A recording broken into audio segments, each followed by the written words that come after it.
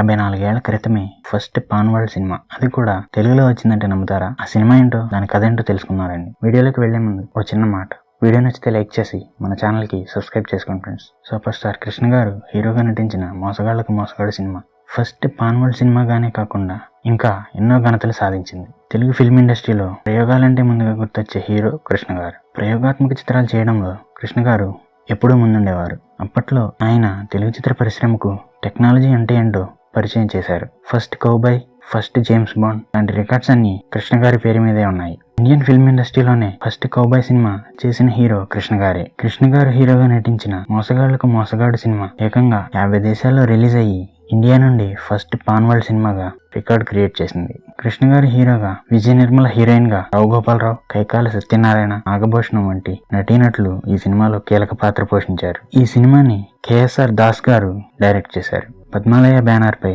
కృష్ణ గారి సమర్పణలో ఆయన తమ్ముళ్ళు హనుమంతరావు, ఆదిశేషరావులు నిర్మించారు. 1970వ దశకంలో కొన్ని ఇంగ్లీష్ సినిమాలు మద్రాస్ కేంద్రంగా విపరీతంగా ఆడేవి. వాటికి మన ఆడియన్స్ నుండి మంచి రెస్పాన్స్ రావడంతో భారీగా కలెక్షన్స్ సాధించేవి. దాంతో అలాంటి సినిమాలు మనమెందుకు చేయకూడదని ఆలోచించారు కృష్ణ గారు. ఏదైనా ఒక ఆలోచన వస్తే చాలు, వెంటనే ఆచరణలో పెట్టేస్తారు కృష్ణ గారు. ఆ వెంటనే రచయిత ఆరుద్ర గారిని పిలిపించి తెలుగు నేటివిటీకి తగ్గట్టుగా ఇంగ్లీష్ సినిమాను తలదన్నే కథను రాయమని చెప్పారు కృష్ణ గారు. ఆ వెంటనే ఆరుద్ర గారు the good, the bad and ugly అనే హాలీవుడ్ మూవీని ఇన్స్పిరేషన్ గా తీసుకుని ఆ లైన్ ను తెలుగు నేటివిటీకి తగ్గట్లుగా ఓ కథ రాశారు. అది కృష్ణ గారికి నచ్చడంతో వెంటనే తన సొంత బ్యానర్ అయినటువంటి పద్మాలయ స్టూడియోస్ పై సినిమాని ఆయనే సొంతగా నిర్మించారు. అప్పట్లోనే మునుపెన్నడూ లేని విధంగా దాదాపు 8 లక్షలు ఖర్చు పెట్టి సినిమాని తెరకెక్కించారు కృష్ణ గారు. ఈ సినిమా షూటింగ్ మొత్తం దాదాపు రాజస్థాన్ లోనే జరిగింది. ఇక ఈ సినిమా కథ విషయానికి వస్తే, బొబ్బిలి యుద్ధం జరిగే సమయంలో తమ సంపద బ్రిటిష్ వారికి దక్కకుండా ఉండేందుకు జమీందారులు నిధి అంతా ఓ చోట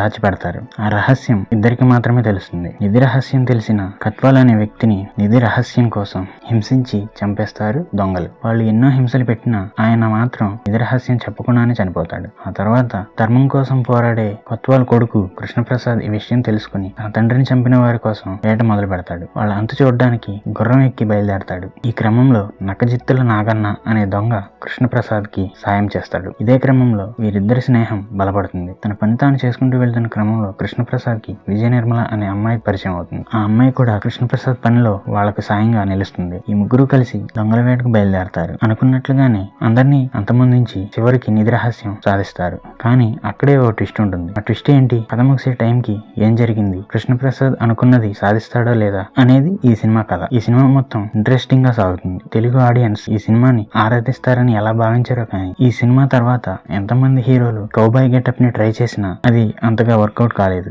ఈ విషయంలో మహేష్ బాబు కూడా కృష్ణ గారిని బీట్ చేయలేకపోయారు. ఈ సినిమా చూస్తే నిజంగానే ఒక హాలీవుడ్ సినిమాని తెలుగులో చూసినట్లు ఫీల్ కలుగుతుంది. వీడియోని లైక్ చేసి మన ఛానల్ సబ్స్క్రైబ్ చేసుకోండి ఫ్రెండ్స్.